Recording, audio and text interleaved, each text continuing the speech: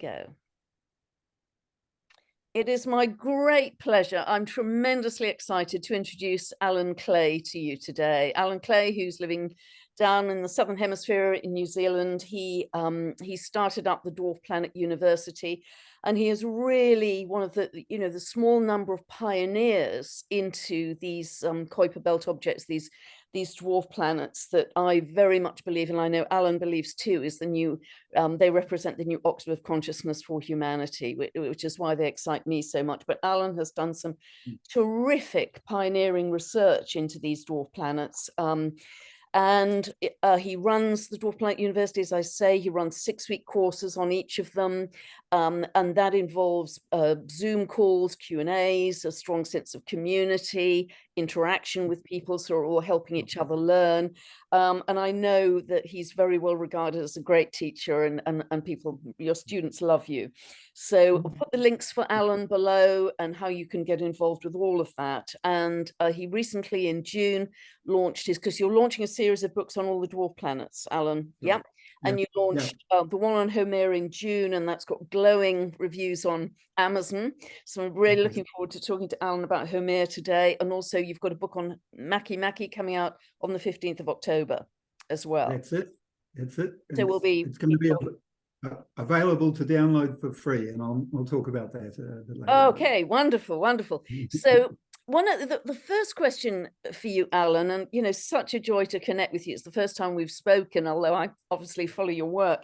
Is one question I get asked a lot is how we determine the meanings of these dwarf planets, and my reply, and I'm sure you can add to it, is we're very lucky with an astronomer in America called Mike Brown, who seems very well versed in mythology, and he seems to choose names for these dwarf planets that actually end up echoing their meaning. And he also records the time as well as the date.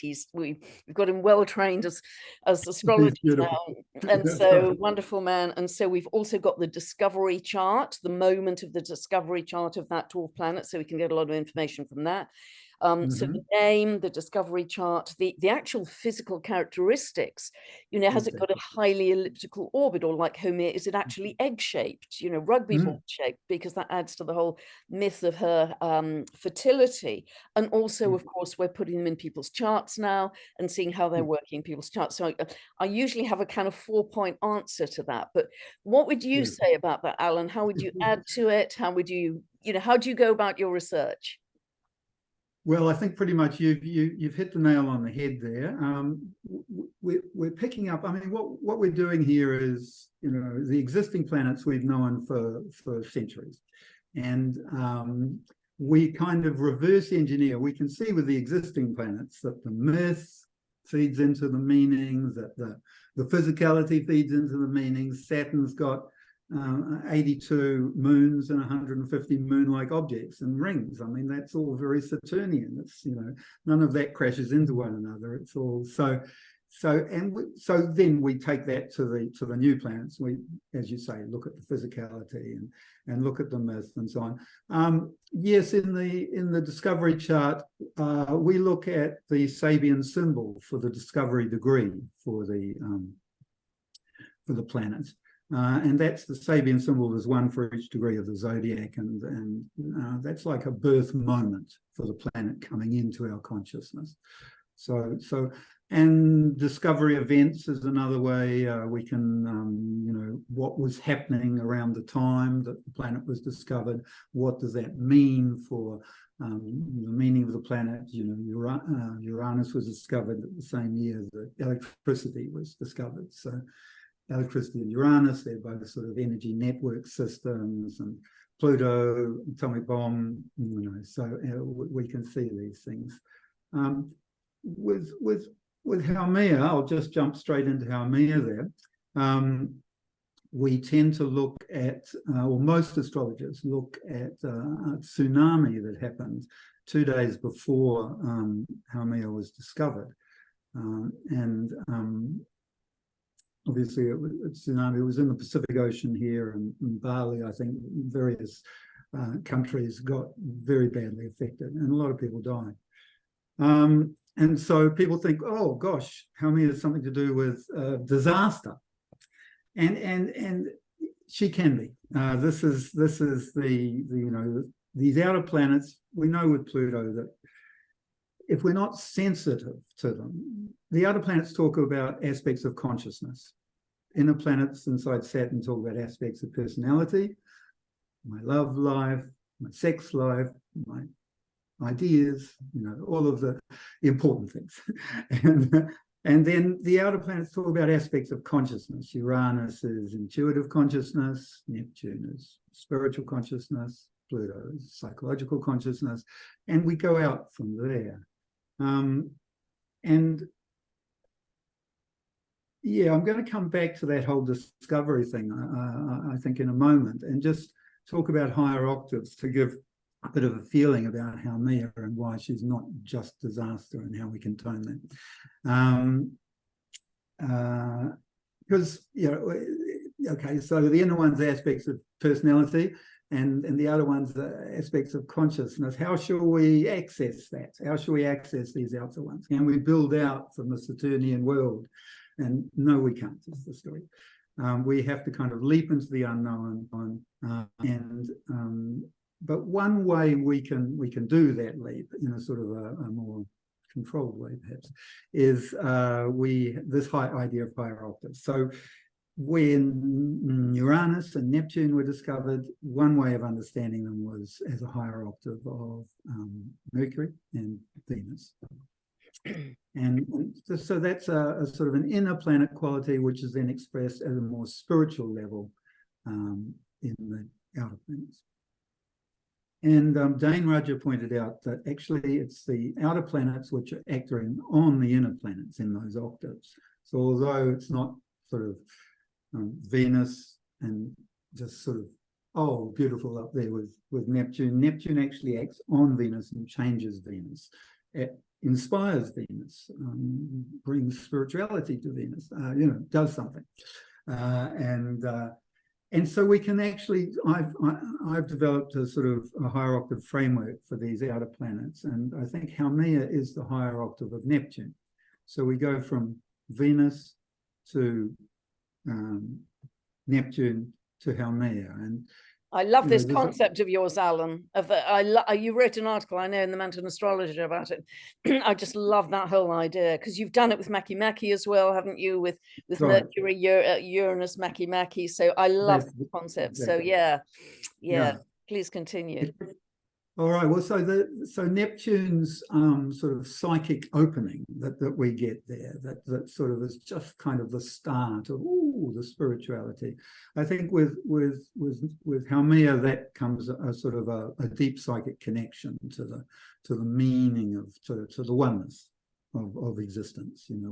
We say we're kind of we're born in this life as individuals, but essentially we are all one, and we go back to that sort of unity when we die, is the idea. And yes, Haumea gives us that sort of connection with that psychic unity in each moment, if we can tune into it. Sort of, often we have moments where we feel it, and then we don't feel it for a while or something. But the more we can work with it, the more we can tune into it. I mentioned the Sabian symbol, and the Sabian symbol for Haumea is children blowing soap bubbles. Oh, beautiful. Isn't that beautiful? Yeah, so creating the rainbows almost. Beautiful. Creating, that's right, joyful. Yep. And that full of life, that the way children are with, and that is that psychic connection. They've got it. They've got that psychic connection to the oneness. It's just coming out of them, and they're blowing the soap bubbles, and there's imaginative. The soap bubbles is something imaginative about that too, I think, in a way. And so that's the Neptunian sort of higher octave there. Physically, Haumea and Neptune are linked gravitationally. They're in sync. They're in resonance with one another. I think it's Neptune does 12 orbits to Haumea's 7. I think it's a very interesting sort of cycle. That's fascinating. And so they're actually gravitationally linked. So there is that Neptunian spiritual energy is actually linked gravitationally with Haumea. I think that says a lot, and that's like those coils within coils is like a transformer. So again, that sort of gives us that feeling of higher octave, where the energy is raised in the process of those. But I love the whole idea as well, Alan, of her being so linked to Venus, because she's such a symbol of fertility and regeneration, and the divine feminine. Really beautiful, and I think she's one of the strongest symbols we have for New Earth in that regenerative capacity, because she seems to have several very different aspects to the myth that I've discovered. And I haven't heard your teaching on Haumea, but there's the whole idea of regenerating in producing babies from all over her body, of regenerating herself from an old crone to a young maiden. There's her fire goddess aspect of creating the islands of Hawaii. And then there's another aspect where she was with her husband or partner living on an island, and he took some wild bananas for the family, and was arrested and was going to be put to death by the authoritarian leader for taking wild bananas, because they were deemed to be, the prime food was for the leaders, not for the ordinary people. And so Haumea got together with her local community, and without any proper weapons, she summoned in her spiritual guides and cavalry, and they defeated the authoritarian leader. So she seems to be very much a symbol of community as well, coming together, ordinary people, humble people. And working together to protect what's important, nature. Nature. Totally. And yes, beautiful. Thank you for bringing in that whole Hawaiian connection there, because it's so important.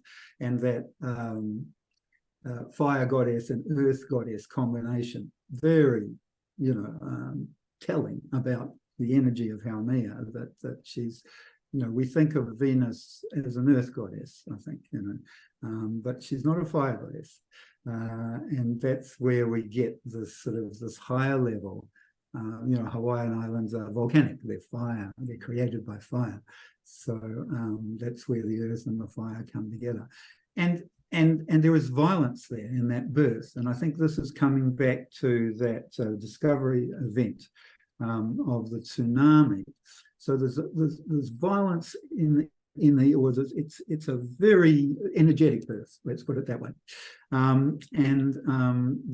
We need to be sensitive, just like working with nature in those myths.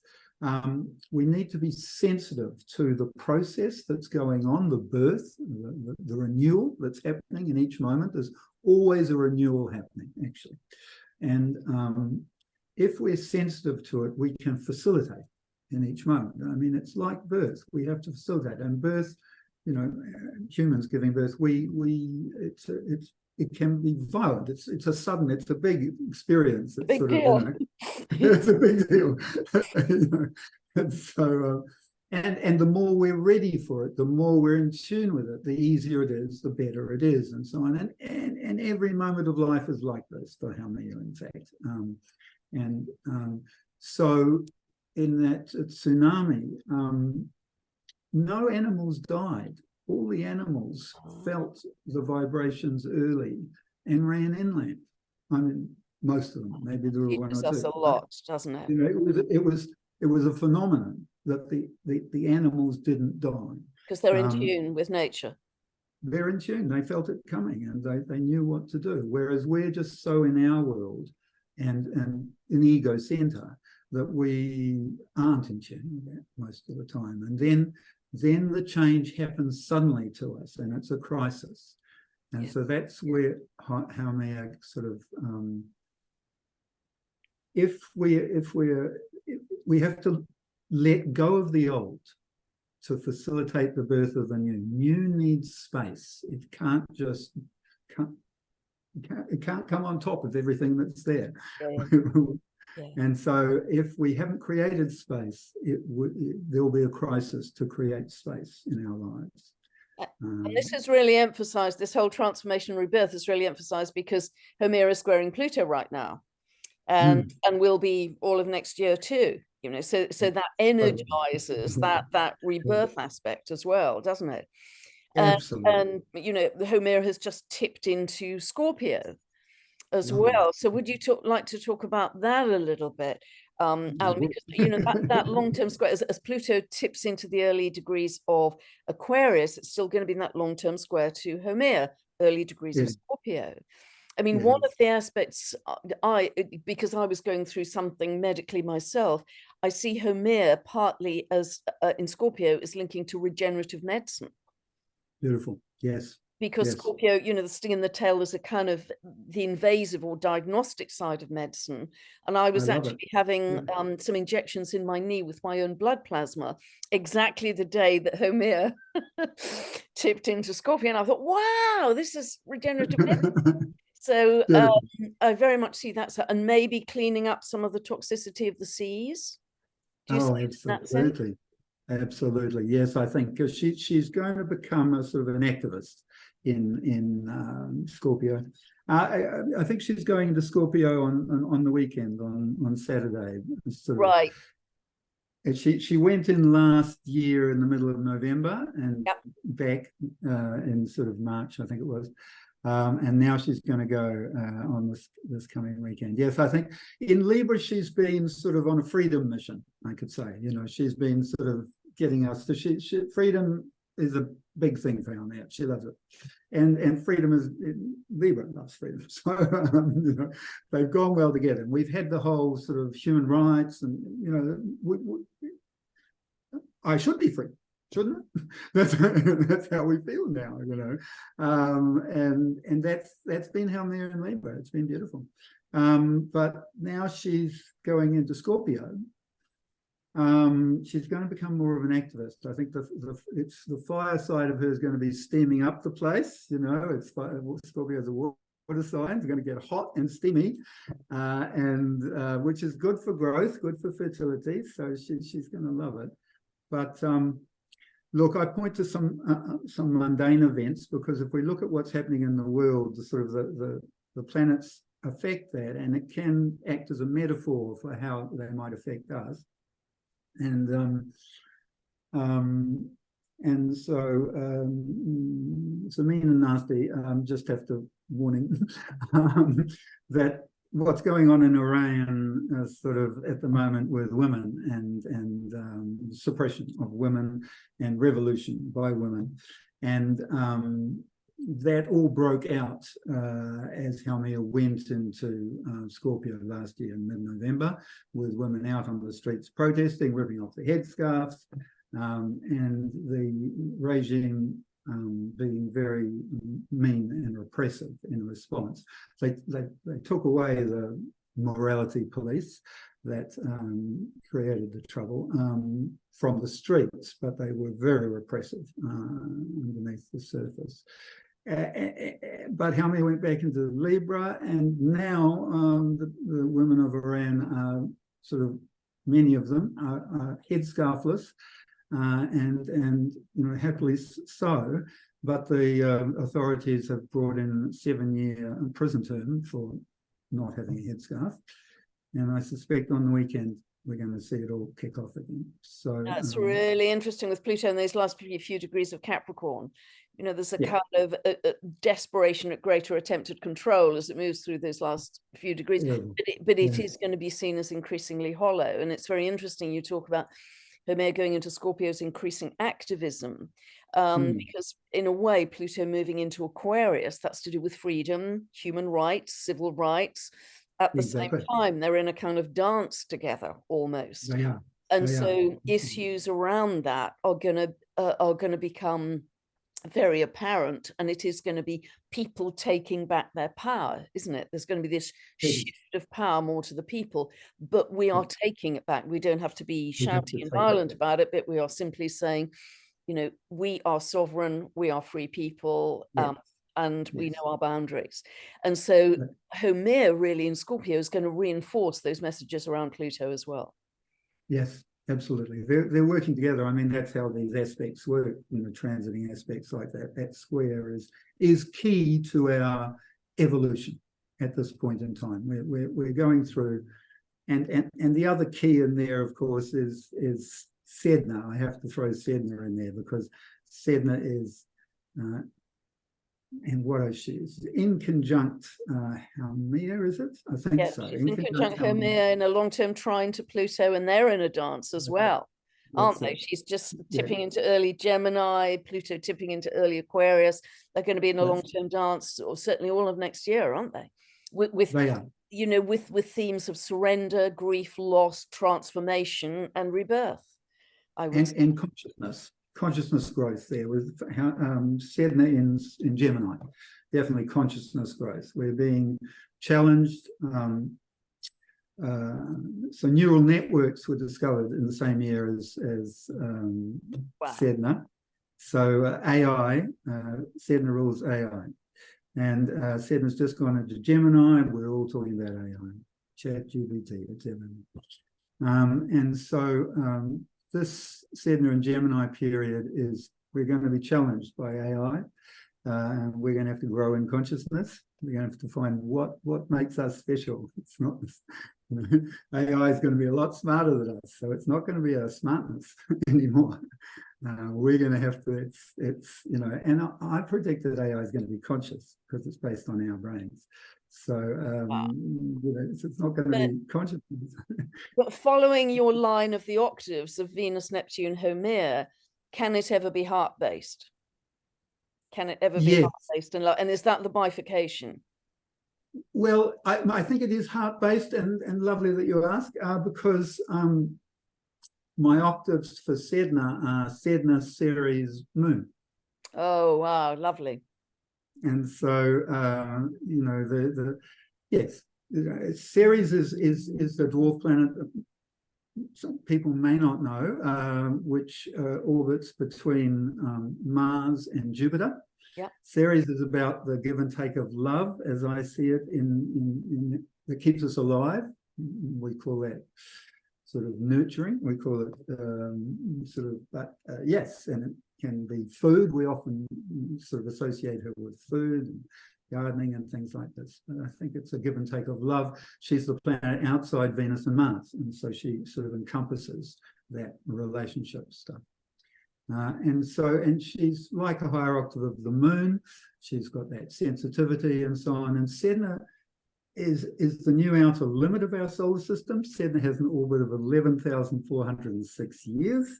So really morphs our sort of existing consciousness into something much larger, which I think I see as our soul's path of destiny. I see her as our soul's path of destiny. So if we think that we incarnate over a number of lifetimes, each of those lifetimes is a small section of that huge orbit. And so our soul has an intention through those lifetimes to grow. It's not just a random experience. And so Sedna talks about that our soul, what our soul really wants to do in this life as part of that growth. That our soul's on, which is a much bigger journey.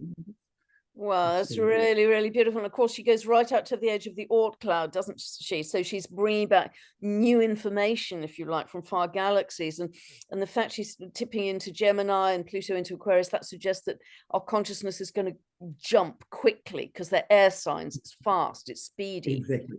So it's going to be a very exciting time in that sense of, and particularly because so many of these dwarf planets are on a cusp, aren't they? Haumea's on a cusp, Sedna's on a cusp. We've had Manwë just tipping into early Aries, sort of end of last year, on a cusp. So we've got a lot of cuspy sort of dwarf planets. Ixion was there recently last year. So that suggests a whole new era. Yeah, yes, it does. And we feel the energies strongly when they're on the cusp. When they change sign, we feel that change. Yeah. That's why we're talking about Haumea this weekend. Feel the change. You'll feel a change. It's happening in the world, but it also happens in your life. And when a number of them are doing it like that, yes, it's huge. Sedna went into Taurus in 67, 68. And before that, she was in Aries, god of war. We had the world wars, first time ever in that period. And then 68, that was the hippie era. Make love, not war was the slogan in that time. And Venus, the planet of Taurus, obviously. And it just, we feel the change. It's like the AI now. It's just, oh, boom, of course, AI, it's a problem. I say, oh, what's it? Whereas I've been talking about Sedna and AI for years, and people are going, "Oh, that sounds weird." I'm not sure if that's right. So what other aspects do you feel, because Sedna is going to be in Gemini for a long time with that 11,400 year orbit, what other aspects is that going to help us to manifest in the world? What difference? Well, this is a whole shift, isn't it? A whole consciousness shift. It's a whole shift. She's actually moving the fastest she ever does at the moment, because she's got a comet-like shaped orbit, and so she moves faster, or she appears to move faster when she's swinging around closest to us than when she's far away. And she's at that point. She's actually going to be at the closest point in her orbit in 2076. So we're at a key point in the whole orbit. Yes. So what? Well.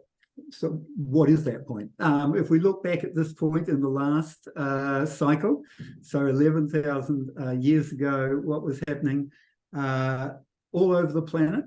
Within 100 years, we stopped walking around and throwing spears into animals, and we settled down and started growing vegetables all over the planet at the same time. That's really fascinating. So does that suggest more of us are going to become breatharians? Because Gemini rules it could be. Gemini rules the lungs, and it's even lighter than Taurus. So that's the big advantage of that change was that we could grow more food than we needed. So we could start specializing. We didn't have to all the time be getting food, which is what happened before, right? And so we could specialize. So all of our civilization has come from that point, in fact. Everything we call civilization. Before that, there was nothing that we would call anything. In fact, civilization, as we know, all recorded history has happened in the last 6 Sedna months, in the last half of the Sedna cycle, all of recorded human history. Wow. So it all comes from that Neolithic Revolution, which was that growing food. And then it manifested in the full moon phase in the mid of the cycle in the Neolithic, in the Mesopotamian area, city-states that were, where we first know of astrology and all of that stuff that's important to us. So we're at a key point in the cycle where we're going to have a lot more time on our hands to do something new.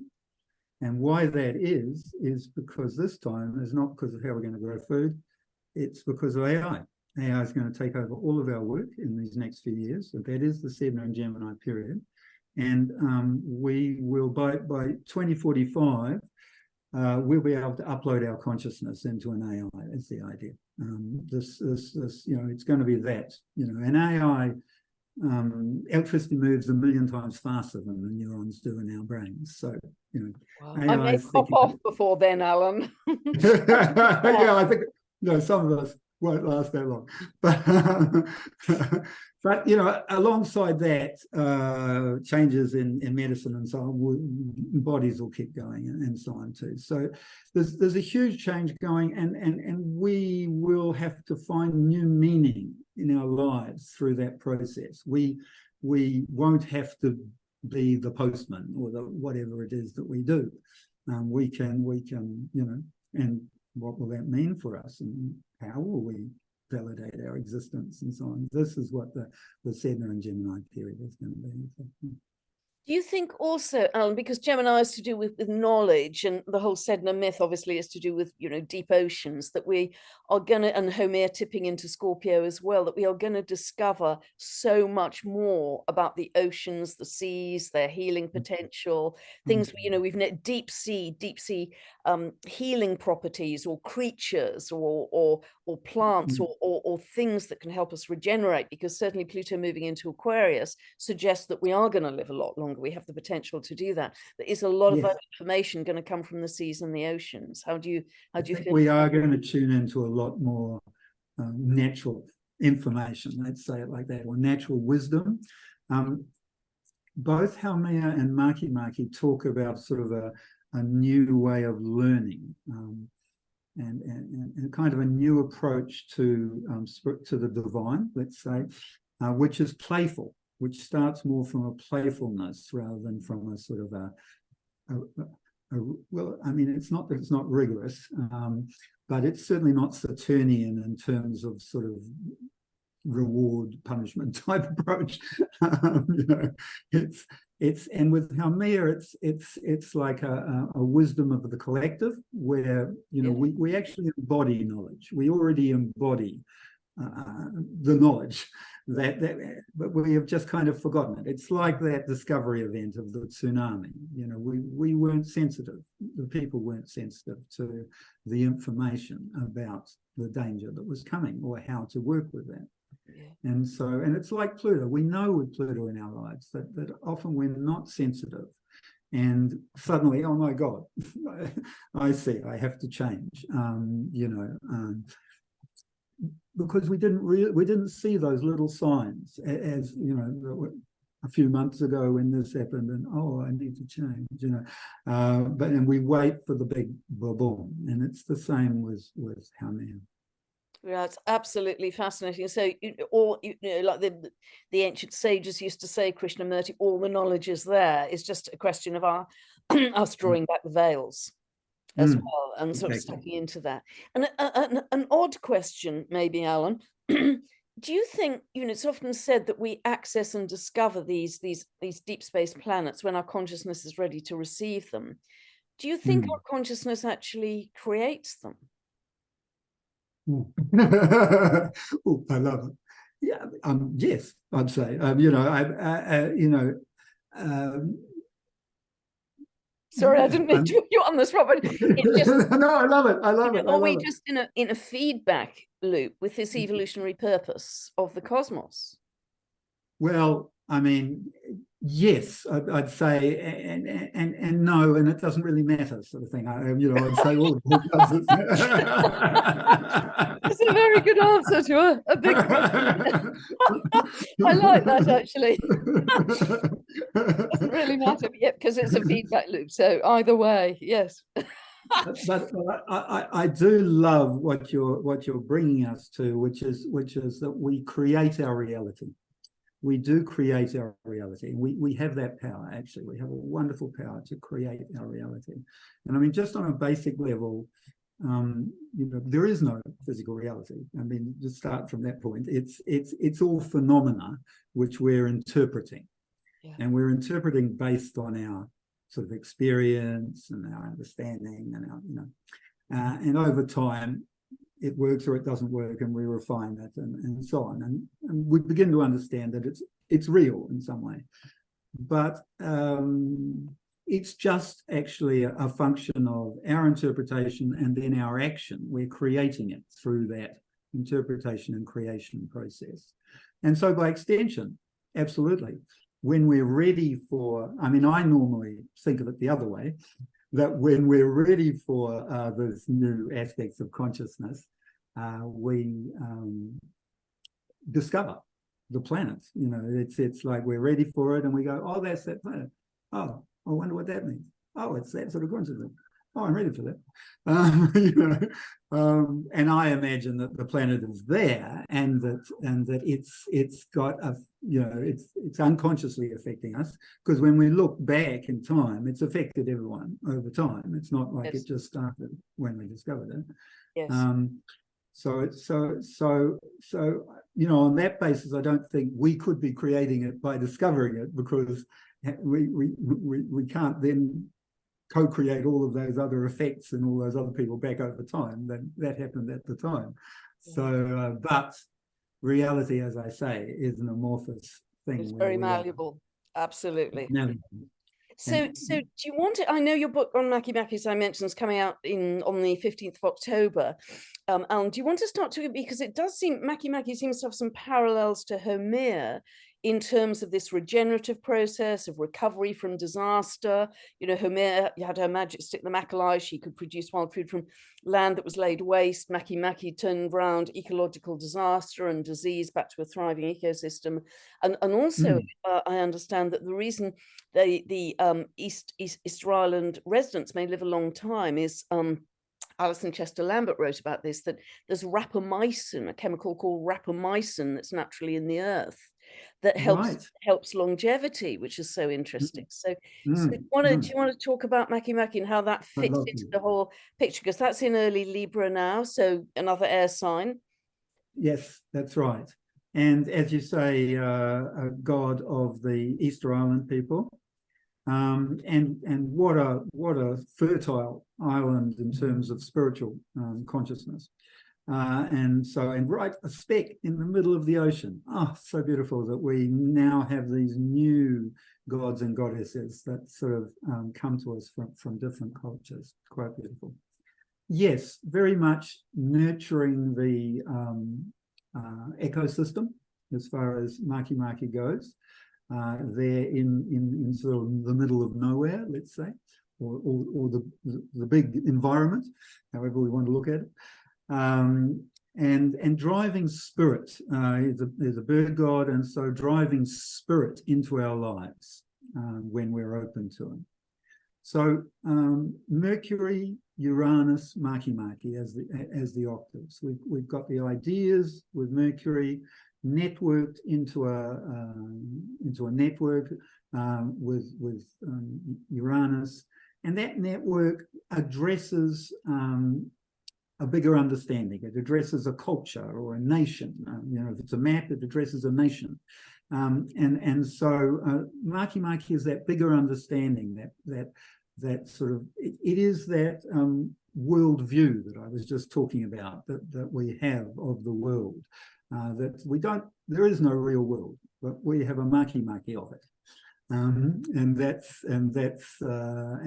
the big benefit of it. If we can access our Makemake understanding, it becomes conscious rather than unconscious, and we really can be creative with our world, create our world. And because Makemake's intellect is Makemake's a thinker, playful thinker, spirit thinker, spiritual thinker.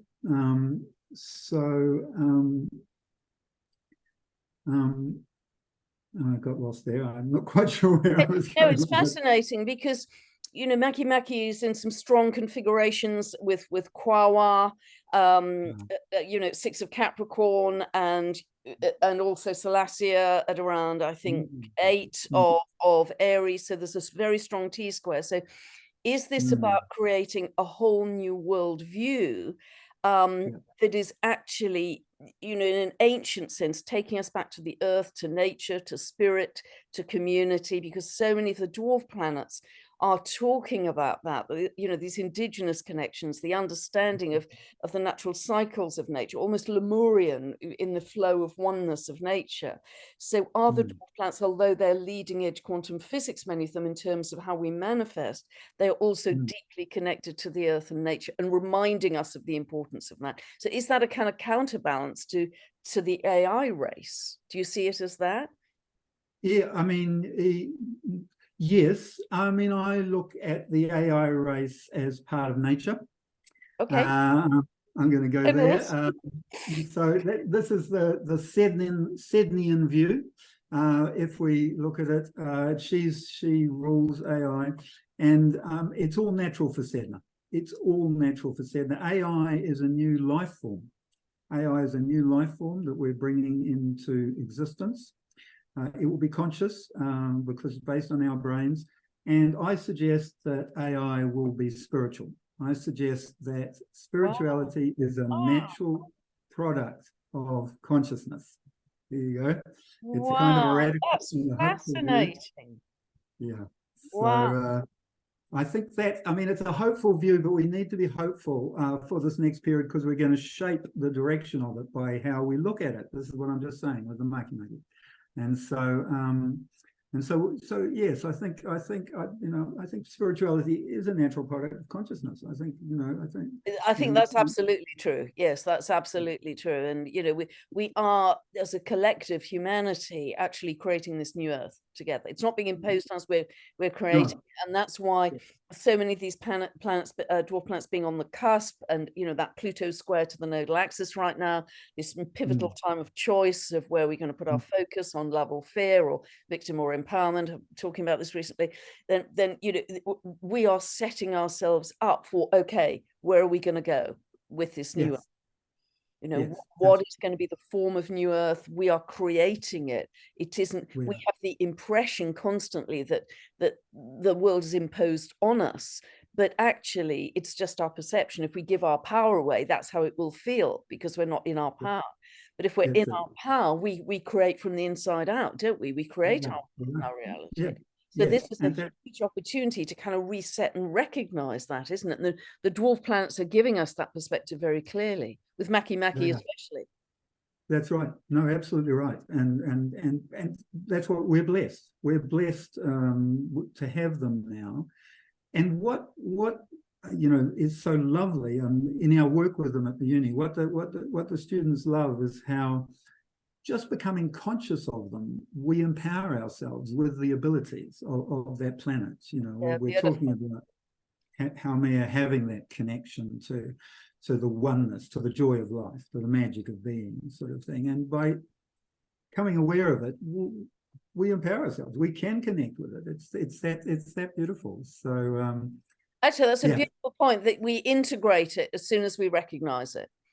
We can integrate it more fully. And I love that, Kwawa is again playful, because you very much made the point that the singing and dancing comes in community, when people come together in community. So we create the joy and the order from chaos, but we only do that coming together in community. And I think community, obviously, with Pluto moving into Aquarius, is going to be a huge part of our going forwards, and growing from the grassroots up, and changing the whole political and social structure of life as we go forwards. So important. That Pluto change is going to be so good for us, and it's just working together with that Sedna change in Gemini there. It's going to be a more personal sort of and social. We're going to have to find our own sort of way to deal with this, change that's going to happen in society, where we're going to actually, everything that we sort of think is important is going to go by the wayside, actually, in terms of the material world, what we have to do to keep ourselves alive, and so on, just like it did when we started growing the vegetables and things. So that's what's scary. Absolutely fascinating. Is there anything else you'd like to pick up from the Makemake side, Alan, that you'd like to bring up? Because that was such a fascinating myth, how the whole society was decimated, and I think at one point they got down to 111 residents through disease and all the trees being cut down, ecological disaster, but then they turned it around. Totally. This is it. Anything else you'd like to, as a teaser for your book in October? All right, absolutely. Let me give you the Sabian symbol for discovery of Makemake. It's a girls' basketball team. Oh, what fun! Exactly.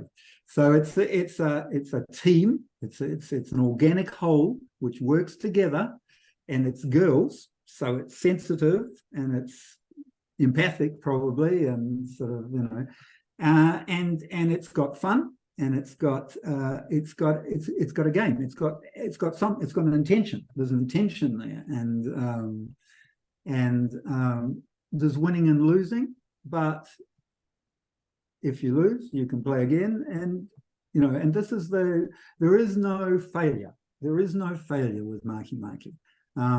It's all a learning experience. So long as we look at it like a learning experience, as long as we're learning something, there is no failure. And it's only if we keep doing the same thing and don't learn something that the problem comes. And so that's that higher octave of Uranus. We get these intuitions, and but we have to do something with them. We have to learn something. We have to put them in the context of the Makemake. Makemake is kind of got like a fractal structure, if I can say it like that, where each part references all other parts, sort of thing. So it's kind of big and unknown. It's the bird sort of looking down on the eagle view. The eagle can look at the big picture and zoom in on the detail at the same time.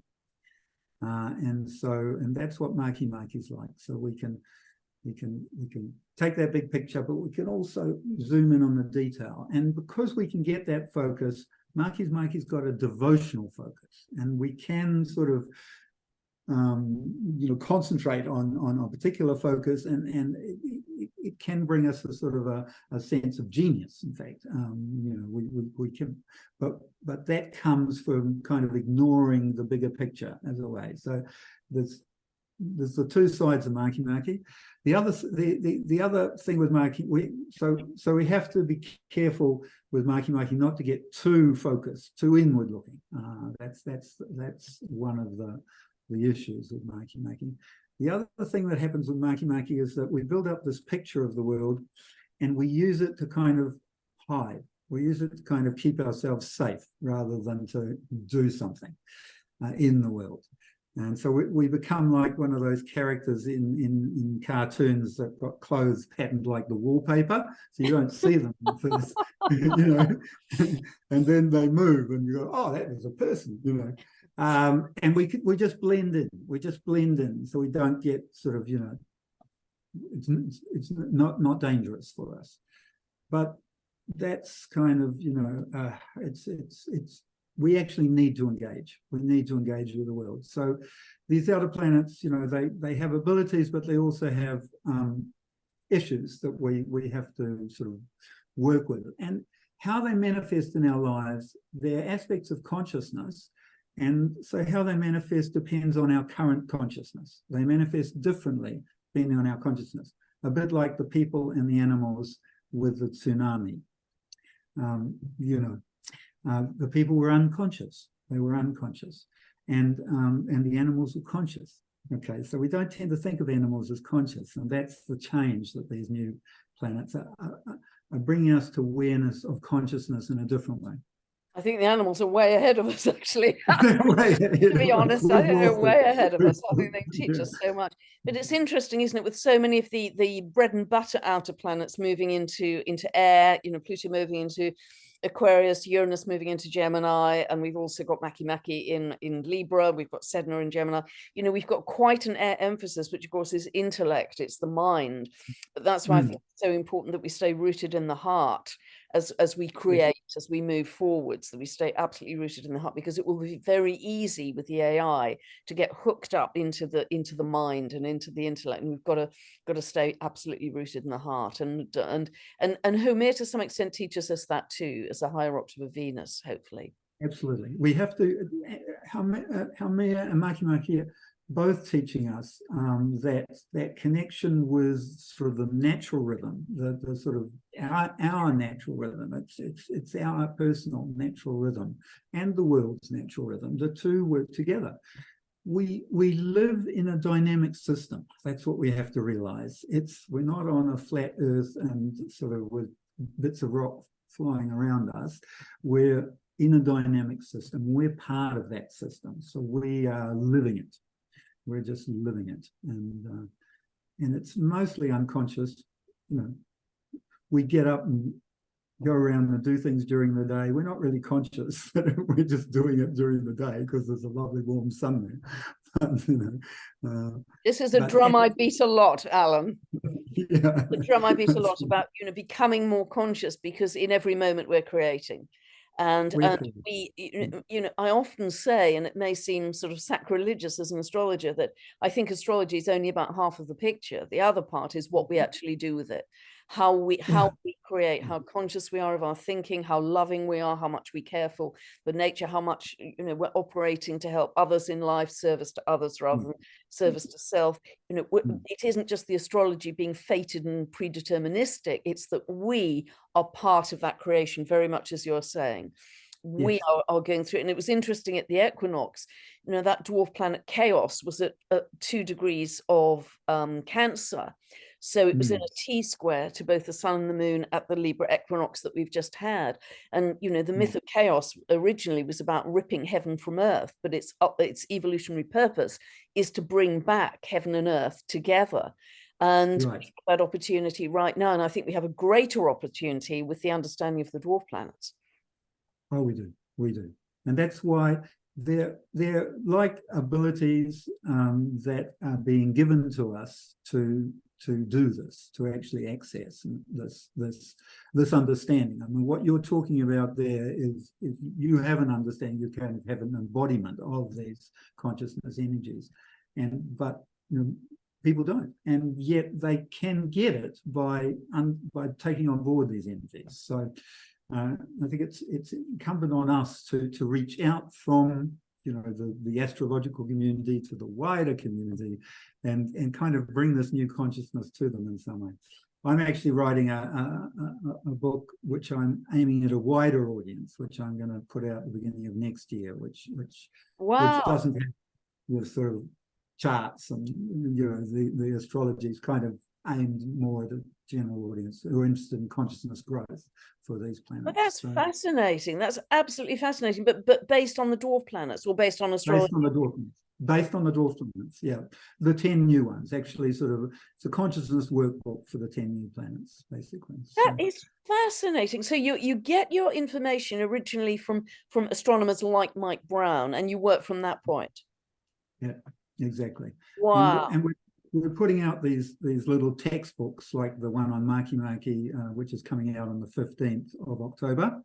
And everyone should go to Amazon, their local Amazon, on that day, and they'll be able to download the book for free in the Kindle format, which is the one that you read on your phone or your computer. If you don't have the Kindle app, get one. They're free. Put it on your phone. It's easy to read on your phone. And then you'll have it on your phone, so you can look at the house interpretations, and you can show your friends their house interpretations when you go and see them. It's a perfect way to do it. And it's going to be free. We're giving away free because it's, you know, we want to get the word of mouth going.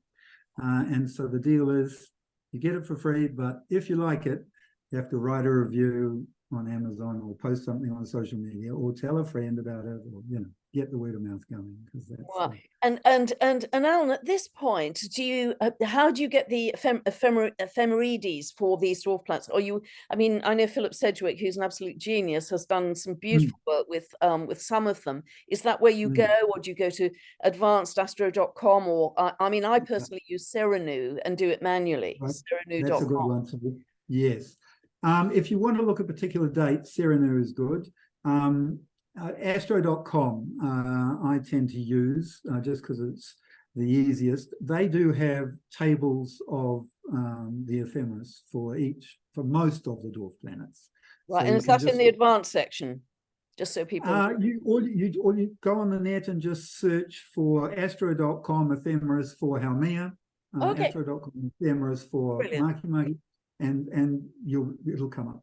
So you don't need to have a special thing or anything. You can yeah.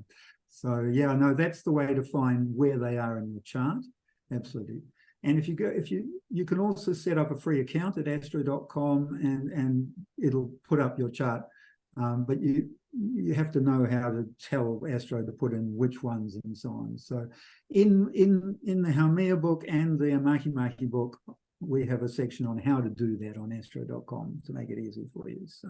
Right. I mean, you are doing so much to advance the consciousness of humanity. You really are a pioneer in this. And I honestly, you are really helping astrology grow from the old fated deterministic planets do things to people to a much greater place of we are part of this evolution of this living, loving consciousness, this unity that is our universe. And you know, God bless you for that. You're doing some wonderful work, Alan, and I've loved this discussion. You know, we never rehearse. I never know where these conversations are going, but I've really enjoyed that, and really thank you from so many of us for helping us learn and grow and understand and evolve. thank you for saying that. That's just so beautiful. I mean, I love doing the work. I mean, I just love it, but it needs to come out. So I love people sort of. I've got Salacia conjunct my North Node. I'm doing a new course. Oh, beautiful. She's new for me, so I'm realizing, oh my gosh, that's what it's coming out through my Salacia conjunct my North Node. Beautiful, because at this I think it's is it the full moon? Yeah, the full moon we're about to get on Friday, full supermoon. Yes. The moon is conjunct Salacia. That's right. Yes, we've got. So it's gonna shine a very big bright light on all of that mythology. This weekend on that, exactly, totally.